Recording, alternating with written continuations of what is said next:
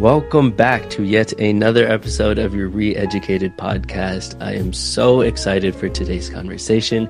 We have a very special guest, Tamar St. Clair. She is a multifaceted artist, renowned for her roles as a singer, musician, artist, and vocal coach. Born in Aotearoa, New Zealand, she possesses a rich ancestral heritage that includes the Māori Ngāi Tahu tribe, French Polynesian royalty, and the St. Clair family of Europe. Her music, often described as world soul music, captivates audiences with its hypnotic and evocative qualities. Currently residing by the sea in Tamariu, La Costa Brava in Spain, she continues to inspire through her art, teaching, and performances. How are you doing today? Wonderful. So nice to be here with you. Yeah, this has been, it's so nice to see everyone's faces again after 4 months. It does not feel that long, but it has been just fascinating. The last time we got to experience each other's presence was in person, and then all of a sudden you just show up on a screen and you're like, you were still alive. It's always so crazy to have that experience where you experience someone in their entirety, they disappear off the face of the planet for 4 months, and then you see them again, and you're like, wow. Yeah, but the echo remains, doesn't it? I still remember sitting there with you after breakfast and other moments as well in this beautiful mosaic of people who we were with.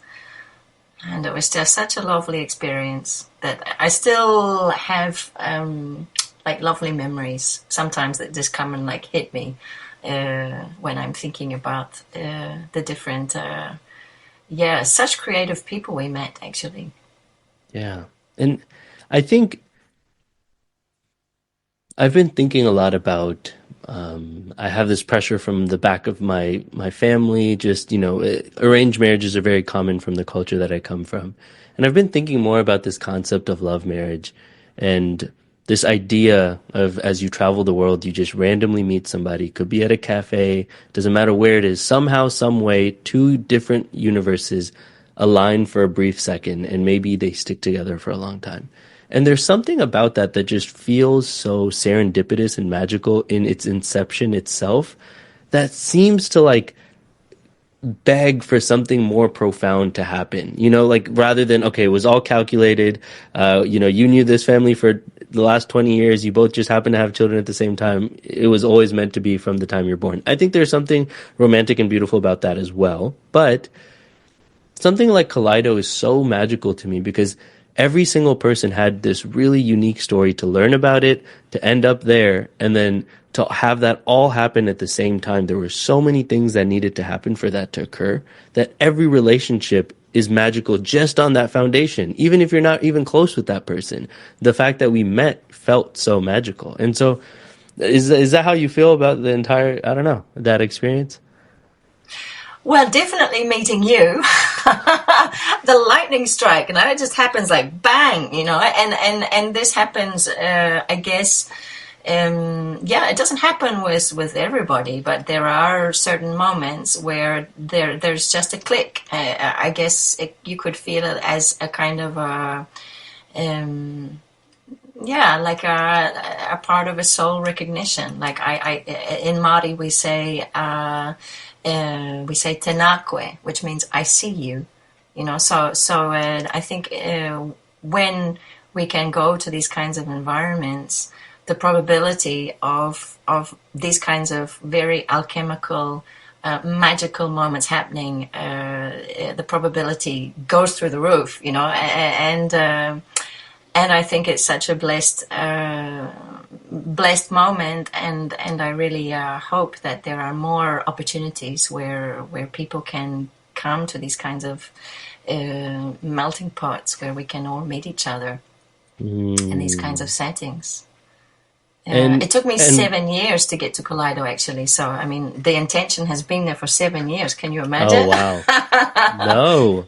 Yeah. So you had heard of it you heard about it almost on its first inception. I'm assuming because of Tony? Yes, because of the whole community, which actually was born, I guess, from the inspiration of Cortona, which was a very, now they're going to be this year celebrating 40 years of their existence. 40? Yes, 40. Wow.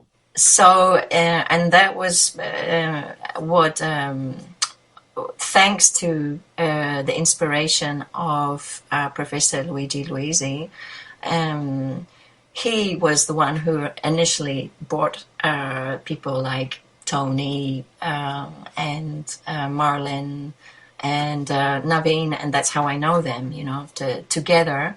And then the idea I heard was born for making the community of Kaleido, which I thought sounded very, very fresh, And I think it's important to have these kinds of gatherings where, new minds can come together and bounce off each other. So I always had in along the way like different kinds of obligations and commitments, which meant that I couldn't go actually until last year. So it was just bing, Yeah. the right moment. And it's actually funny. I wanted to go and had the intention, but it didn't become certified until maybe 2 or 3 weeks before it was 2 or 3 weeks before the event where I was like, okay, I had confirmed a few plans and then I ended up going, and it was something that wasn't clear until very the close to the event. And so, and I'm assuming it must have been like that for so many people. And so this whole season has just been hearing a lot of people's different perspectives on Kaleido, that experience of coming together and hearing every single person's story. I mean, this season's only been 10 episodes, but each person came from such a different background that you very rarely get to experience some sort of magical intertwining of souls for like a few days, And so I'm excited to now get into your story. So you were born in New Zealand, which I would love to get to that part of the world. I haven't, but I would love to know a little bit more of what was your childhood like. I love to ask this question. If you could pop back into the version of yourself when you were 5 and you just woke up and you looked around you, what are you seeing? When you leave the house, when you go onto the street, what do you see around you? Well, I would wake up and I would be in my family home in Northcote in Auckland, which my grandfather built. And my life was that I lived with my grandmother and my mother in that house. And I was very curious by the big garden that was outside my house. So my garden was like Sophie's world. So I would be playing in the bush, in the trees, inventing, creating, entering magical realms. I was a very curious child, I would say. And I loved the piano that was in the house. It was my grandmother's. And so I would be, like touching the keys, trying to play. And then, I would start to play. And then my grandmother, after a while, said to my mother, I think you should take your daughter down the road to the Suzuki teacher. So she did, because my nice little tinkles turned into kind of like crashing noise. And so I went to learn the Suzuki discipline, listening and then playing. And I just loved actually being able to go for walks along the beach with my mother. And just enjoy all the beautiful natural environment that New Zealand has, and in that particular time, even more so had to offer. But if I was to remember the pearls of my childhood, it would be that being with my grandmother and being in that house, and Wow. that was my nest where everything started. That's beautiful. And so the piano found you. It was just at the home, and it had just come to you. Yes, it was that way, and all through it was the music, and actually now when I'm composing and when I'm going into my meditations with the piano, actually I reconnect to that state, because for me, from that innocence is where I feel it takes me directly into a very beautiful state. So just to maintain that kind of lightness, innocence, and which is very precious, actually. Yeah. So you used a very specific term there. My meditations with piano. What do you mean by that? So when one of my happy places that I love to go to when the world gets too crazy, and this was actually a very big comfort to me in the pandemic, actually. When everything was just getting far too much, I'd just sit down and close my eyes and just basically connect to the space where I feel my higher self lives. So it transports me there, and then I just start to play. And so I go into a space where I don't even know what I'm playing. I just let it flow, and it always helps to transform what is happening inside of me. I could be in the worst moment, completely broken. And yet sitting down and just, being quiet and listening has saved me time and time again. So, wow. It's a very important practice to me. Can we talk about this experience? Because I think when we think about what it means to be alive, when I think about what the best education is so much of what you just explained. I mean, even with this podcast, right? I mean, I was kind of briefly talking about this earlier, but my mind often splits between two places. One place is, okay, is it recording? Or is the conversation going in the right way? Or what should I talk about next? What if I forget what I need to say? It's kind of this analytical brain that's always just going. And what I've realized over these hundreds of episodes is like getting to a point where that part just turns off. It stops calculating who's going to listen to this. Is this interesting? And just being like, am I enjoying this? And when you get to that side, what ends up happening is this conversation could go anywhere. For the next 45 minutes, I have no idea what's to come. And appreciating and acknowledging that beauty of randomness without fear, like, oh my God, if I'm not ready, it's going to turn terribly. It might, but that's okay. It's totally fine. Like, let us see where this can go. And more times than not, when I get into that state, the conversations are always so beautiful. For me, the person I'm speaking with, and anyone who's listening, because you can feel the kind of magicalness that comes from allowing things to just go where they go. And so what is that practice like for you? Because a lot of it is leaving the place of certainty, to trust yourself and to just let go.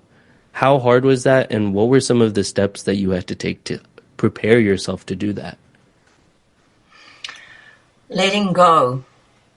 Yes, this is a huge, huge topic, because it's not something that we're trained to do or to know or to allow to have happen at all in a kind of a Western society, I think. For me, it has been about connecting more to my inner knowingness. So really just allowing myself to be in the adventure of not knowing, but trusting in something deeper, which always sustains me. So I don't know where this trust actually comes from. It's just something which, thankfully, I was born with.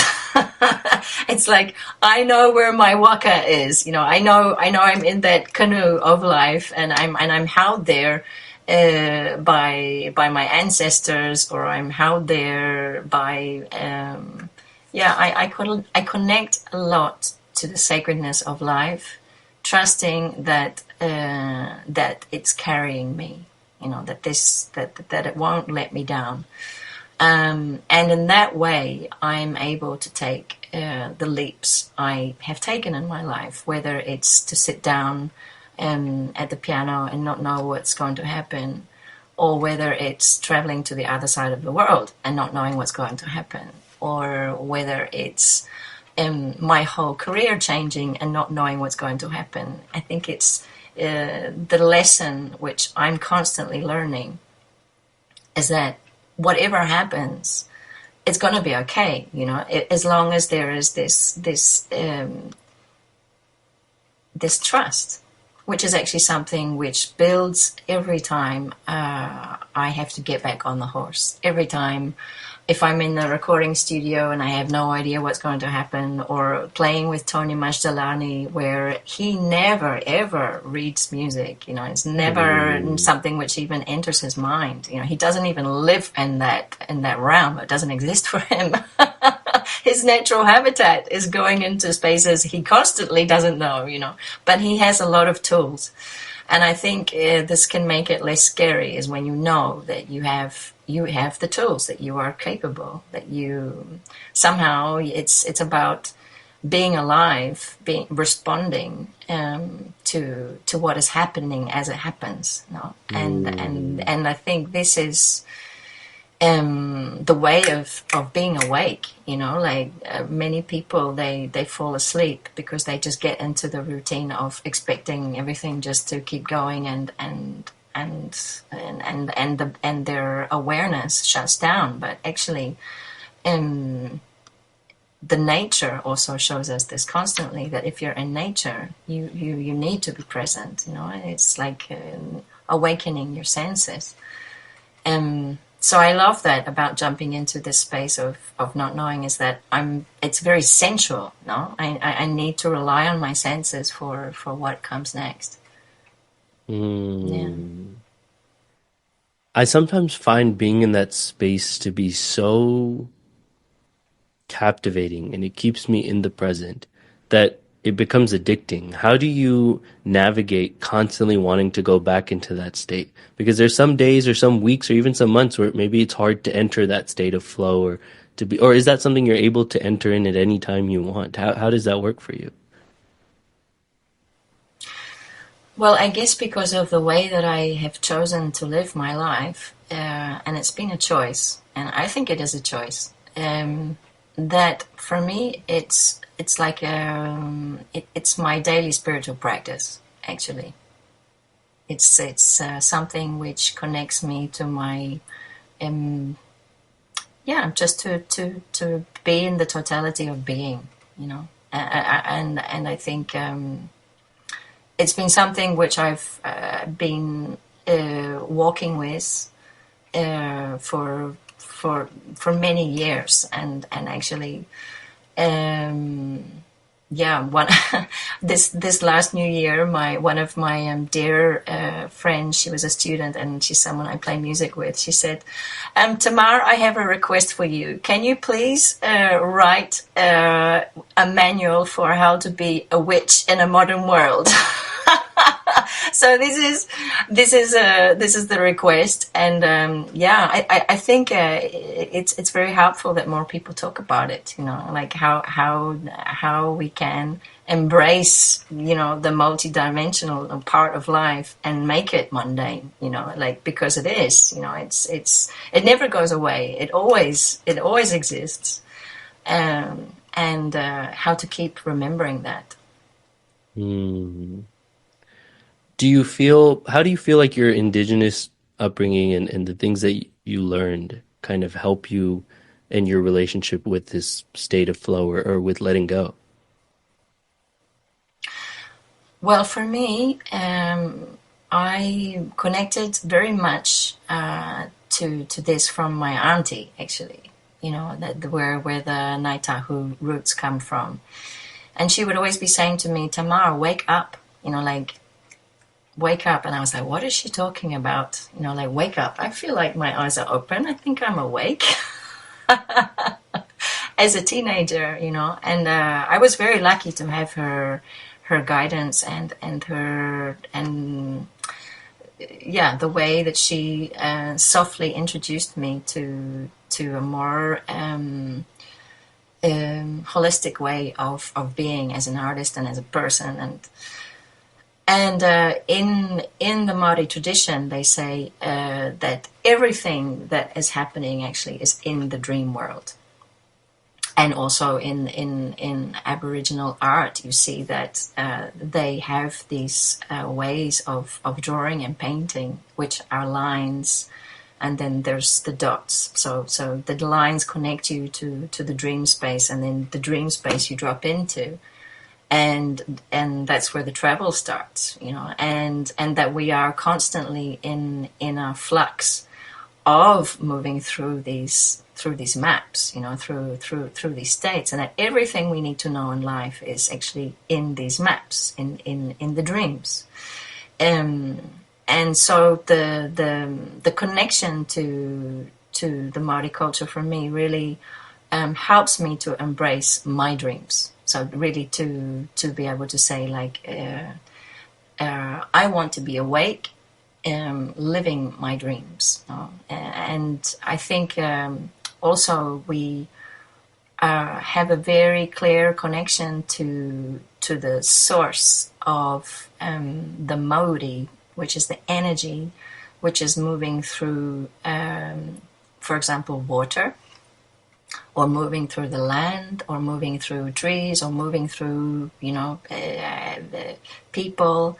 That perception is very open, and I really, for me, value this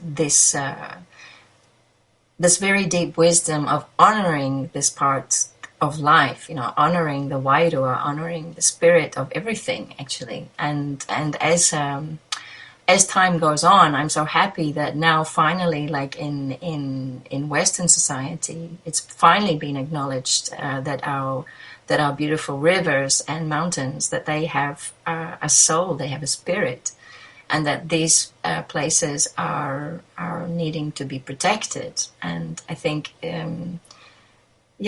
as time goes on, I hope that this kind of practice kind of permeates around the world, actually. And as I'm working with my community, I always try to help them to wake up to what it is inside of them that they are wanting to express and live and dream. So to encourage this being, this state, I think is extremely important. This sense of aliveness. I mean, I have a few questions that come up. One, what do you think happens throughout the schooling process, or even outside, that kind of makes people start doubting their dreams, as if, maybe that's not for me. That's people who dream, they probably don't have responsibilities, or people who dream, like, that's for someone else, not me. I have things that I need to do. I mean, what do you think happens for that perspective to, I think, take hold? If you think it takes hold. Yes, I mean, from my personal experience, I was told I was incompetent. I was told that I was not particularly gifted. I got the worst grade for my piano playing. So if I'd listened to those music teachers at that time, maybe I would have even stopped playing the piano, and I actually did for 8 years. So it was very, very damaging. I also, lost confidence. I think the main word that I think really can do a lot of damage are judgments. If people say that you are not capable, that's a very hard curse to take out of your mind. And so it's a long road to kind of unlearn those kinds of very destructive thoughts. And one of my very dear teachers, actually, Peter Alkes, he was a student of Maria Callas. He said also that in his work in the opera world, that his main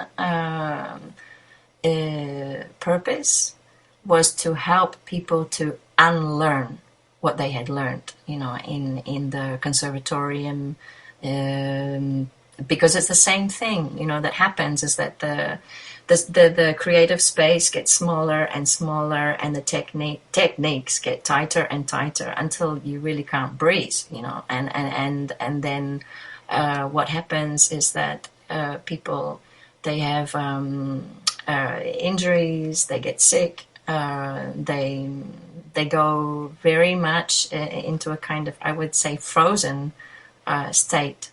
I think after some of the experiences I personally had in the education system, which were negative, I had a lot of ones that were positive, but that came because the teachers who I had were exceptional. They were the kind of the ones that broke the mold, and they did, that they were the ones who really cared, who really were bold enough to go a little bit outside of the system, and actually, I think at a certain point in time, I think it was around the end of the 90s, a lot of these teachers left the education system because the government was putting more and more pressure on the systems for more of this suffocating kind of analysis and rules they were putting on the education system. So I think, it's a very twisted system. That I'm just very, very grateful that I got out of it how I did, and it's also one of the reasons why I don't participate in it. What would you say was the turning point for you, where you were like, okay, I think I want to develop my creativity and nourish it, I think, separate from maybe the system, as you say? Well, I had a very great teacher. His name was Roger Sellers. He was working for many years in Ronnie Scott's, which is the big jazz club in London. And his words to me were, get out of the net. And I was like, oh.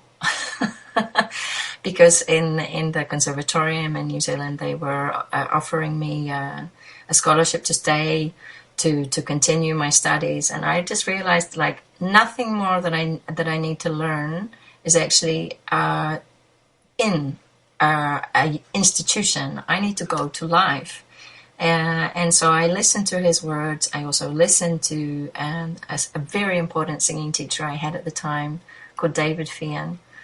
And thanks to their support, of seeing me with my curiosity, because I was always constantly having, as they say, like chucks with like thinking, like, why is the system like this? Why, like always questioning in it and fighting with it actually. And that's why I decided, okay, right, I'm packing my backpack. I'm not telling my family where I am going. I was 24 years old. I bought a one-way ticket and I went to Europe, and I knew absolutely nobody. I had, I think, 2,500 euros, like very little money. But I just knew that I had to get out of there in order to preserve my soul, myself. And I thought, okay, I need to get out there. I need to find my way. And so I first went to Italy to participate in a project called the Tuscany Project, which was for it was like a 10-day singing workshop in Italy. And I was still in a kind of a space of really not. I was still quite in a mental state, like thinking like music is do re mi and wanting to sing well, like in that kind of way. And when I arrived in Tuscany, I had an amazing teacher. He was from Jerusalem, actually, and he did this work with me, which was inspired by Ida Kalarofa, who's an amazing gypsy singing teacher, who is the one who said, "Home is where I am." And so we had to start to sing, and all of a sudden, it was like a key went into my heart right here and just opened. And the door opened, and I just thought, like, oh, wow, this is what it's about. This is like, all the other stuff doesn't matter. This is what it's about. It's about, hearing the song of my soul and following that. And wow. So I was 24. Wow. I mean, this journey that you say, it's interesting because in some ways I feel like I'm on something similar where, I did pack up my bags, I left home, and I don't really know where I'm going. And I think the fear sometimes comes in seeing all the other people who did kind of stay around and did the whole thing that they were supposed to, kind of move forward with their life in a certain way where you're kind of just thinking, is that ever going to be me, or am I supposed to even do that? Do I want that even? But if you don't want that, I'm not really sure what else I'm supposed to really be doing. And you get in this place of confusion where there's like a certain, I think when we use the word system, sometimes people can be like, what system? And I think that's fair because it's such a broad word. It's like, there's like a system, but then I think, especially when you travel or you leave it, I think you really do see it, but there's not like one agency operating the quote unquote system, but it is this like, I guess, it's a form of thinking that can control entire societies or at least big communities. And it's a way of living that comes with it and a way of thinking. And it is simply leaving that is just seeing something else, stepping into another system to just see, okay, what is going on here? And the more you do that, you start to kind of see the, I guess, quote unquote systems that exist all around. And to me, a system is simply just a path to meaning. It's a set of beliefs that allows someone to be like, hey, I'm doing the right thing with my life. And if you have enough people who have the same path of meaning, you can call it a system. And that's all, to me, a system is. But what was that journey like for you when you were 24 and you left, where you did you have those moments? You must have had those moments of doubt and am I doing the right thing? And does that ever go away, or is it something that's there forever? Well, yeah, it's a never-ending spiral, my friend. There's not a day I wake up and feel like I figured it out. Like, are you serious? I'm not. That's funny. Why is that, huh? Well, if we want to go deeper, I think that's what we're here for, right? I mean, It's like, okay, you want to keep expanding? Well, here you go. Like, have some more lessons, Yeah, I mean, I think for me, the topic is about being true to myself. So where is my heart leading me? Where do I need to go? I mean, I was, and really not listening to the external voices, which have all the opinions, and they always will, about what I'm doing, and sometimes, I found it very useful just to be very discerning about who I could talk to and who was best just to, keep at arm's length from my sacred space, because I think self-preservation is very important. And also when you are on your soul journey, it's sacred, so it's really learning about having those boundaries and really protecting them, so that you are able to have the internal space to keep doing what you want to do. For example, if I was telling after when my journey continued, I went to live for some time in Scotland. And sometimes I had to do jobs that I didn't really particularly like. You know, they were like stepping stones to where I wanted to go. But in the end, you know, jobs like cleaning and these kinds of more menial but very meaningful jobs, actually. But what it enabled me to do was to keep going to the workshops I needed to go to keep singing and traveling through the chakras of Europe. I didn't tell anybody I was doing this. I was just on my way, you know, like wanting to connect to what would be the St. Clair side of my family, and also to these kinds of more mystical kind of footprints that exist here in Europe, and I really wanted to experience that. So I, with my backpack, I just went step by step. I arrived in Lourdes and literally walked 1,200 kilometers to Cap Finisterre. Wow. Because I wanted to find my way and to understand what it was that I had to learn. And if I'd listened to the external voices, you know, I would be going back to New Zealand. I would be worried about my student loan. I would be da-da-da-da-da-da-da-da. In that kind of that kind of realm, instead of really taking the opportunity of my being young, being fit, and really saying like, okay, I'm gonna like suck the marrow out of this. I want to do this, you know. So, and constantly along the way, as I was walking this journey, miracle after miracle started happening, you know. And I think it was really because of just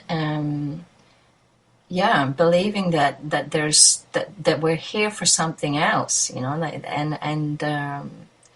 and systems can be great, you know. There's lots of systems in nature, you know, but it's about trying to find the healthy systems for us, you know.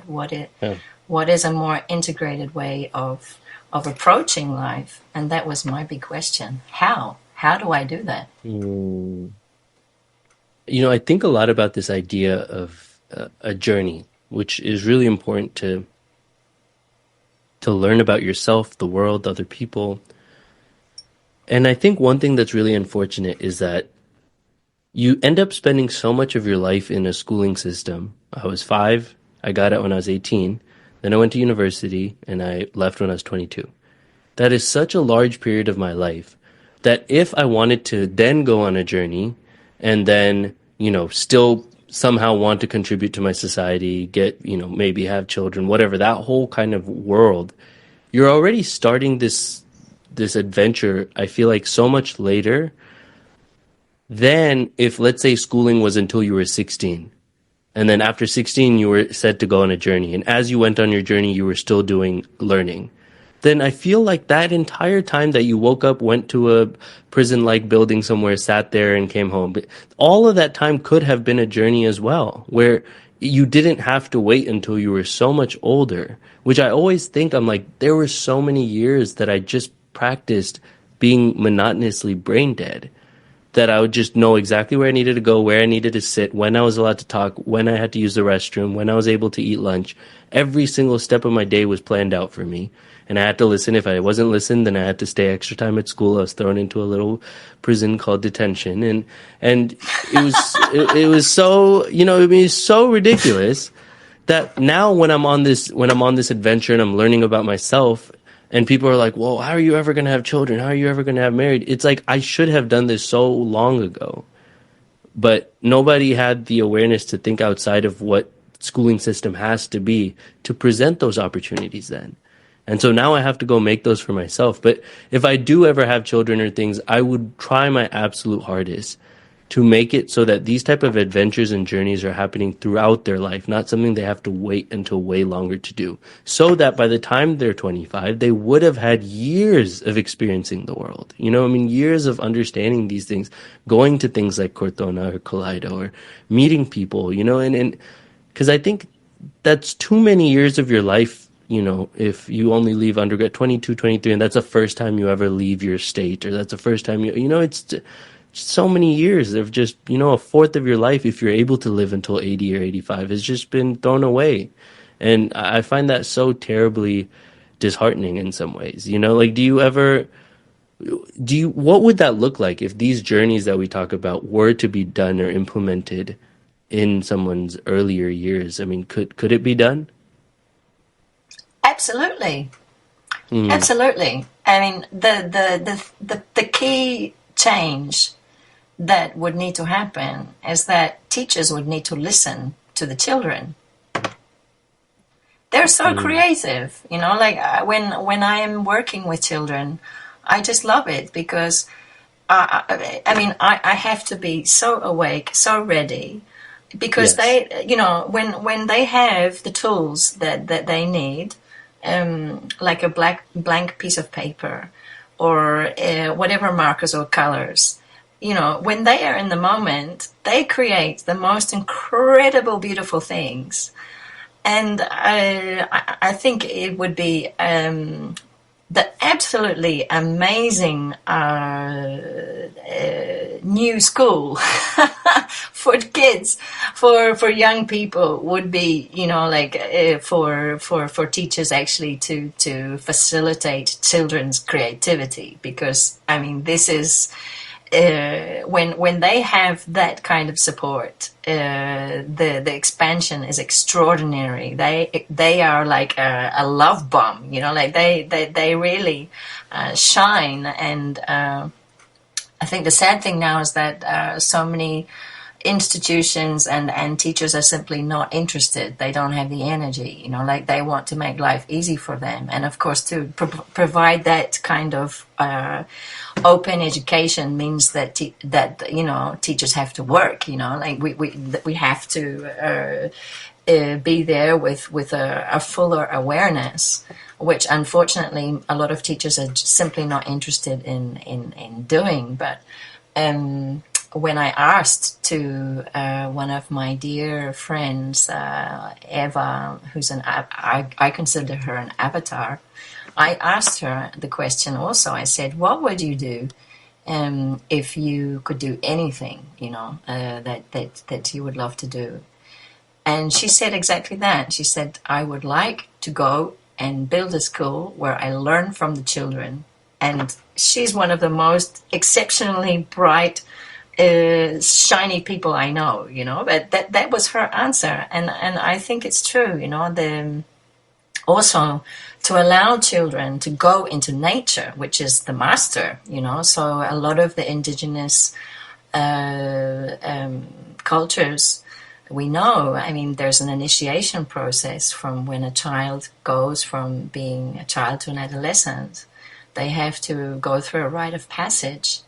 And I think this rite of passage for some people is too scary, or they're not even allowing their children to have scary experiences because of this kind of like control, or maybe it comes from a place of overprotection, like helicopter parents, But, I think these are the kinds of experiences which really enable the children, or in my case, it enabled me to really feel like I can stand on my own 2 feet in this world, and stand from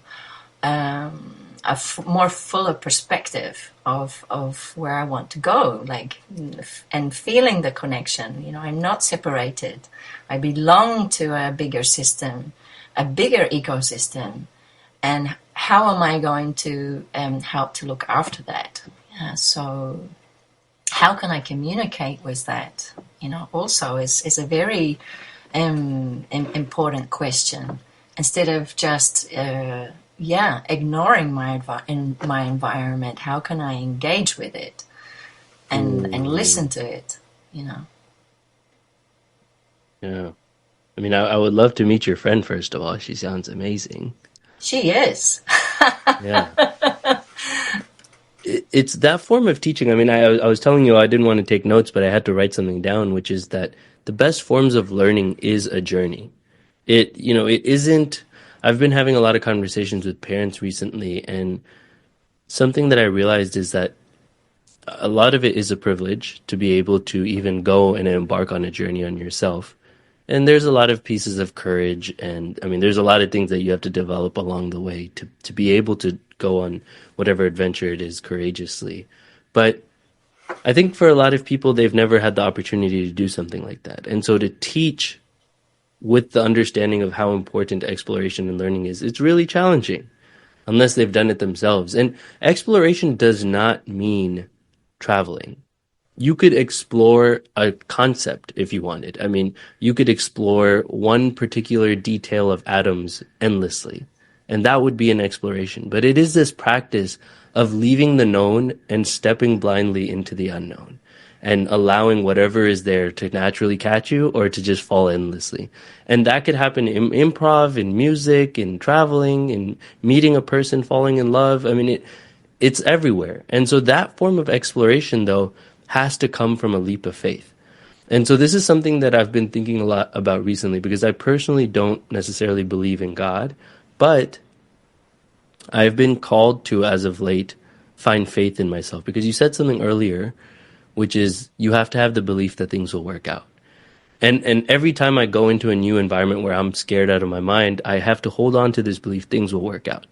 But there's only to an extent you can be like, it's going to work out because I am so competent and capable, because I'm not that competent. I mean, there are so many things that can happen. I don't know how to do it all. You know, I mean, if my leg broke, I'm kind of confused. I mean, I'm not a doctor. You know, I can only, you know, there's only so much I can do.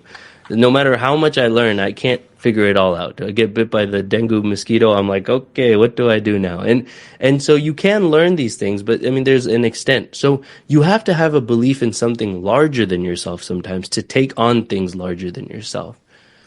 For you, I'm curious if you believe in God, or if you, what is it that you believe in that gives you that faith that things will work out? So for me, it's always been the connection to the Great Spirit. And from very, very young, when I was, I remember very like seeing the silver threads coming down the window, and always being very I guess with this inner knowing, like this connection, which I feel very grateful that I never lost. You know, it was something that was always guarded safely in my heart. The connection that I am part of a larger soul family, that I feel it, I know it. You know, it's something which. I keep talking about it, but I just, the nature means so much to me. So the nature is constantly reflecting that to me. And at the moment, I'm going deeper into water, thanks to the work of Veda Austin. And it was always my wish to go deeper and to have a way of communicating and exchanging with my music with water. Because of course, water is life, and there is an extraordinary. I mean, it's God or the goddess. It's really, it has such an incredible capacity of reflection, of revealing the potential of a seed. You can put a seed close to a petri dish of water from a source, freeze it in the freezer for 10 minutes, and then the image that comes out of the freezer in the water is a fully grown sunflower. So this kind of phenomena I'm going deeper into and exploring with water, and it's just blowing my mind, you know, what is coming, what kind of answers. I recently found a beautiful source of water close to where I live, literally walking 10 minutes in the forest from here. And it was my big wish to find a freshwater source in the place where I live, which is known for being one of the most beautiful places in the Costa Brava, where there's still a lot of trees. It's not built up.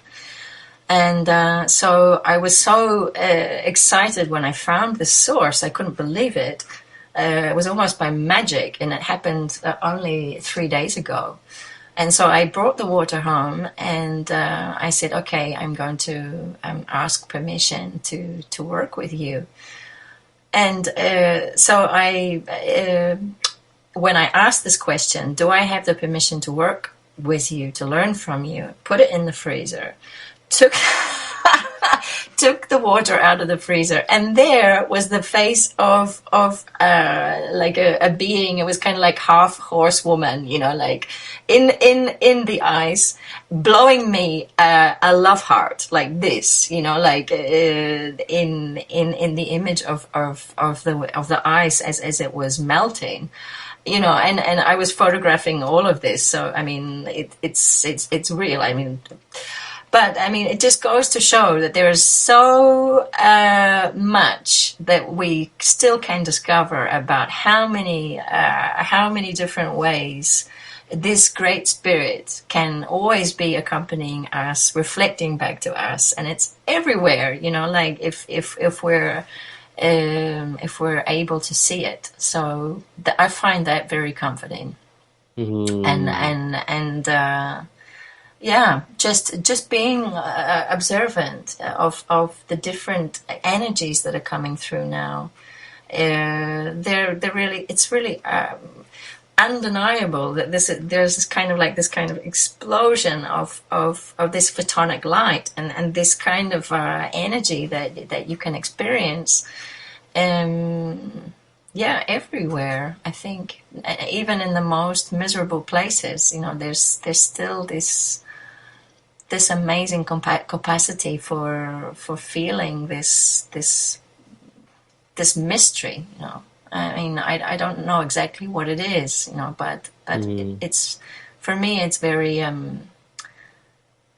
yeah, it's incredible, and also through the shamanic journeying that I do, it's always showing itself, and even in situations where I think like, okay, I have no idea what is going to happen now, then all of a sudden, in the moment, comes this incredible gift, this out of nothing, and I think, it's just being receptive to the magic that can happen from nothing, like... so true. It humbles me, I just like sit there in awe, watching it happen. Yeah, it's interesting because even as you were talking, I mean, it's interesting. I think because I've heard this concept of gods or spirit used in so many hurtful or harmful ways throughout my life or in different experiences, I have this sense of like, what's the word I'm looking for? It's not even skepticism. It comes from a place of hurt, of like, and I was thinking about it. I was like, where is it originating from? And one part of it is there's this resistance to this belief that something out there cares about me. And that's something to explore on its own. Why is there so much resistance to this? Like, whether it's true or not, this belief that something out there may care about me more than like I give it the power to is a nice and comforting feeling. And it makes me feel good. But I have this resistance to it because I'm like, no, I'm alone in this world. I am isolated. It's like I want that in some weird way, twisted way. And another part is I feel that exactly what you're saying, I mean, the number of times where in moments in my life where I'm like, I am so lost, I'm so hurt, I'm so confused, life magically throws a person at me or it throws an opportunity at me. And I mean, in the beginning of this conversation, I just thought of the number of random things that needed to happen for me to get to Cortona, which is the only reason I met Naveen. And then we stayed in contact because we ended up actually getting left behind because we only took one car. So me and him and two other people went on a 2-hour-long hike at night. So we got really close because of that. So we stayed in touch. And then because of that, I ended up a whole bunch of stuff. Then I got to Kaleido. And then because of Kaleido, I met you. And even that in itself is so magical. I'm not sure that there's a God or whatever you want to put the label behind it, but there is something so beautiful about the randomness and how things like start to connect to each other that I just don't have the words to describe that. And using the word God or spirituality, sometimes I have a sense of I hold back just because I've heard those words be used in so many different ways, and people have, used it to take advantage of others. And there's just a lot of baggage, I think, in human history that have come with those words. And so I think people want to experience that. People want to feel that like aliveness that comes from when you connect with something larger than yourself. But you also have a part of you that's like hurt from our history and like how other people's falling in love with that has killed, millions and millions of people on this planet. And so how is your relationship kind of navigating those two polar opposites of how harmful these concepts can be, but also at the same time how beautiful and loving they can be? Well, yeah, I agree with you, I think that these kinds of words like spirituality and God, that they've been battered to death, and especially in moments in my life where I was very alone and I was abused and I was really in horribly vulnerable situations. I mean, the pastor of the church where my mother and my stepfather attended, he was a pedophile.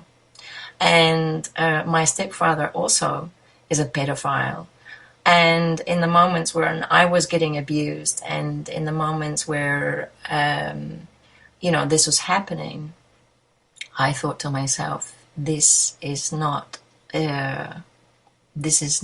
what I think Jesus would have wanted, and I just saw a really huge amount of hypocrisy around me, and I was 12 years old, where I just stood up to all of them because they were wanting us all to participate in the church services and really were being very horrible to the children in the church. And I said to them, I remember standing up in front of all of these elders and I said to them, this is not a spiritual practice. What you are making us do, this is not right. I lifted my voice. And the result of that was that they thought I had Jezebel inside of me, so they took me to an exorcism at a place where they do exorcisms. Get this Jezebel, get this demon out of this girl because she's possessed. And I thought these people are really insane. And I was so bored by the whole thing that I actually yawned. And the guy who was the spiritual deliverer was like, oh, she yawned, the demons are coming out. And my mother was like, hallelujah, and it was just insanity, what they were doing in the name of God, So I also, I just thought, wow, I have to get away from this as quickly as possible. So I actually left home when I was 13 years old, and was on my own, for a lot, and instead of going home to my father's house straight away after school, because that's where I used to live after I lived with my mother. I remember sitting on the edge of the cliff where he lived and thought okay, well, maybe I just jump off now because I don't see any sense in this, where is God? Where's the point of all of this? I don't understand, and it's too hard. But somehow, in those moments, there was just a kind of grace that was just holding me back and really guiding me to then come to an experience where I was invited to a group meditation And my gates of seeing just like really like burst open, and I was 14 years old, so I was quite young. But from those experiences, I really learned like, oh, okay, so what I really trusted inside, even having gone through all those horrible experiences, that it's really real. I mean, it's real for me. And I know that there have been many guardian angels kind of like just looking after me, like taking me forward, saving me from very dangerous situations. But I think the way that we get lost along the way is just probably because sometimes it just gets too hard, you know, and the world is it just seems too black, and people do too many crazy things, you know. So I understand those feelings deeply, but I think also it's the moment where, you know, we really like build this inner resilience and learn like don't give up, you know, like keep going, keep searching, and keep breathing. To me now, I find hope to be the feeling of hope to be the closest thing I can approximate to God, where I'm like the belief that there is something better, where there's no rationality to really prove that. But you hold on to this belief that, you know, there has to be something better. Not even for myself, but for the world is the thing that I kind of like hold on to. And it's like my balloon that I'm like, I'm not letting go of this, because I know the second I let go of it, I feel like I'm going to fall, you know, very quickly. And yeah. And so I feel like that, I mean, one, thank you for sharing your story. I mean, I think it's hard. It's hard to sometimes, you know, every episode, there's a moment where it clicks, where it's like, okay, now we're, you know, when it starts, it's like, hey, this is my like image. Like I'm a podcaster, or someone's like, I'm a professor, I'm a singer. And you get to like exist in your identity. But as the conversation moves on, parts are stripped, you know, and then eventually you get to the core and you're like, okay, now we're both human, and now we both have no idea what's going on anymore. And that's when it starts, you know. Until then, it was like the interaction of two egos, and then over time those pieces get stripped away, and then you're like, okay, now we have gotten to the final point, which is we have no idea what we're doing, you know. Like I love when the conversation eventually gets to that point where you kind of are left with this like really like a baby. That's what you're left with, and it's like a very fragile baby, and you got to take care of it well. And it's the uncertainty, it's the doubt, it's the I don't actually know whether we're doing the right thing or not. I don't really know whether humanity has a purpose or not. But then in that uncertainty, you still push forward. You still have reasons to want to do good, to create music, to that is the most beautiful thing in the world, that we still have that drive, even amongst the possibility that it could all possibly be completely meaningless. And the desire to still above that try is, I think, the most human and beautiful thing out there. And I think a lot of what you were talking about in terms of leaving the unknown, or leaving the certainty into the unknown, is this, you know, leaving meaning for the possibility that things might not make sense. But that's okay. That still doesn't mean that we shouldn't try or we shouldn't push forward, you know? And I think that process is one of the most beautiful things that can happen throughout a lifetime. And it's a constant, I don't know where it leads. You know, you think that it maybe you push through the clouds and then eventually you get back to land. But, you know, when you had said earlier, like you just keep falling in a deeper and deeper hole, that's also really interesting. It's like, in my head, I'm like, when I'm 50, I'm going to wake up and be like, I think I know the answers. Like, I think I figured it out. But that's also totally maybe not the case, you know, and it's curious where does it go then? Yeah, what came to me as you were talking is like, yeah, maybe it's also the kind of the mindset, you know, that we need to look for answers. Or actually, maybe it's not about that. It's just about living and taking the experience, looking for experience. And I think it's a different way. And also I really love the Kabbalah wisdom, which says basically, there is light and there is dark, and they just exist, and this is how it is, and not trying to change the dark, don't accept it, and to be on the way of knowing that it's part of the process of where we're going.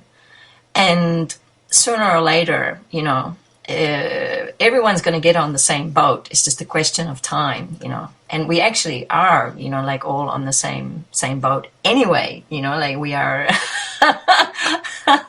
The same water keeps pumping around the planet constantly. It doesn't change, we are breathing the same air, so I think, of course, like we do not know anything, and this is something which, it's something I like, I like not knowing. And becoming okay with that is such a different, it's a very different, I don't know, it seems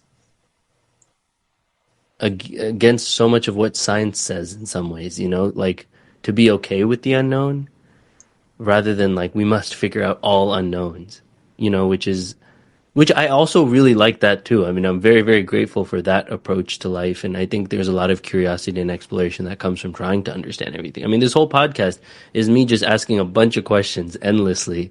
Like it's just been question after question after question. I mean, there's been very few answers that's come out of it, but I really enjoy the question asking itself. It's just fun. I mean, I don't even know if any answers. Don't stop. Yeah. Why?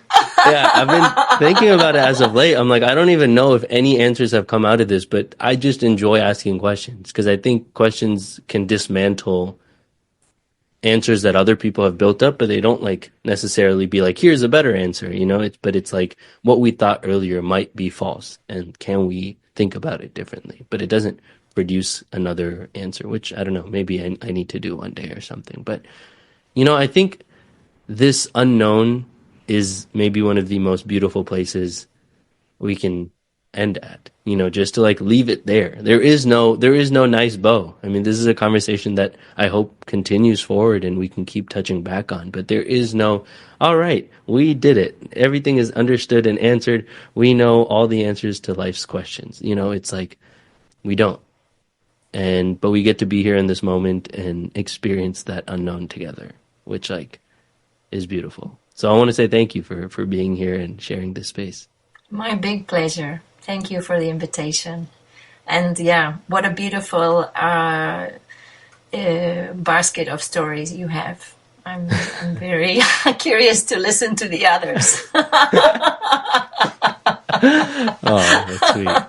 Yeah. No one's ever said that to me, but I really appreciate that. I think like it's a slow process. Over the years, you see things and you learn. I was so sheltered growing up, so it's been a very new journey for me to like actually leave home, and I've only been starting now to like see the world, see people, see things I wasn't supposed to see. I was supposed to have my eyes shielded from suffering and from death, and and now you enter the world, you see it, and you're like, wow, this was not the dream that I was sold to. I mean, there's a lot going out in this world, and I think it definitely shakes your reality from what you thought were problems that were worth like thinking about, like what type of car am I going to drive, whatever it is, whatever you thought were the issues that were like worthy spending time on. You, as you get to see more things, you're like, wow, were those inconsequential things to be like spending so much time on? I mean, there's a lot. So, but it's I mean, you too. I mean, I feel like you left home so early and it's been so many years since. Do you feel very appreciative for the journey it's been so far? I wouldn't change a day. Even though it's been like rocky road, but also very beautiful moments, and also understanding, death is part of life, and sometimes it's the master of letting go actually.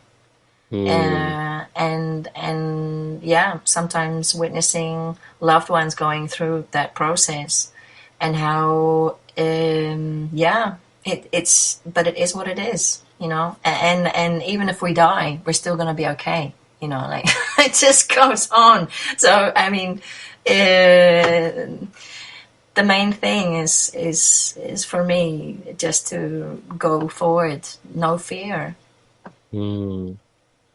I have one last question for you, because I always find this so beautiful. I mean, there's poems. I mean, do not go into that good night gentle, or do not go gently into that good night. But I really want to memorize that whole poem. It's so beautiful. We just watched this movie called The Seventh Seal. I don't know if you've ever seen it. I believe it's a Swedish movie, but it's basically a man in his last few hours as he's interacting with death, and he comes and talks to him. But if the character of death was to come to you, what would you say? Is there something you feel like at this point in your life, what would you respond with? Thank you. Yeah? I think I'd be terrified. I'd be running. I'd be, get away from me. Get the fuck away from me. Stay over there. I am not ready.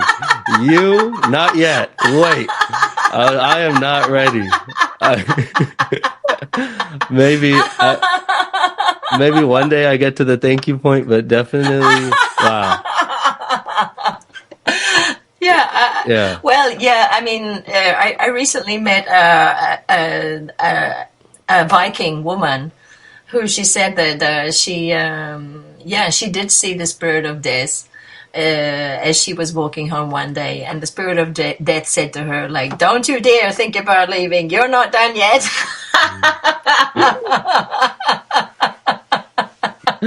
So she does exist. So so yeah, we'll see. What she looks like and what she says. But but I do.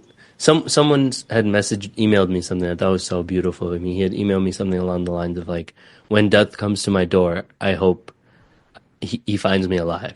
And I was I just found that so beautiful of just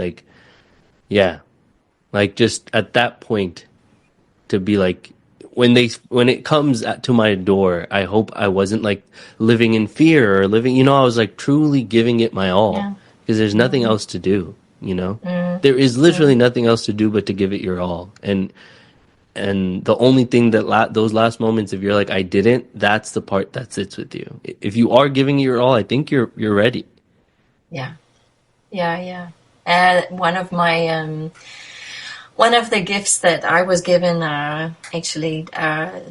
was the message don't die with a song on your heart. And so yes, that's why I keep singing, because I don't want any left. That's a bar. That's wow. Yeah, that's beautiful. There are so many things I want to write about. There's so much I have to give. And I'm it's just been coming on my mind recently. I'm not giving it 100%. I'm not giving life 100% yet. I'm giving it 60, 70, and I'm developing the capacity to keep giving more, but I'm nowhere near 100. And I'm excited to keep developing that capacity, because there's so much more I have left to give. And thank you for this journey. You do. Go. We know it. Just go. But everything in its divine time. It's never too late. So also, you can relax. Don't stress about it. It will happen. Exactly when it's meant to. Absolutely. Yeah, it's so exciting what you're doing, and I'm so happy to know you and to see your journey unfold. Gautam, it's beautiful what you're doing and what you're sharing with the world. And this new education that you are creating is actually education for many. So it's a wonderful, beautiful, heartfelt contribution you are making. So thank you. And that brings us to the end of our conversation. I hope you enjoyed it as much as I did. Thank you again for listening and making this process so much more enjoyable. If you haven't had the chance to already, make sure to subscribe to the podcast on Spotify, Google, and Apple Podcasts to get the latest updates on new episodes. If you've been learning useful information here, feel free to leave a review as well. A little bit goes a long way in spreading this podcast. And have a wonderful day. And as per usual, stay re-educated.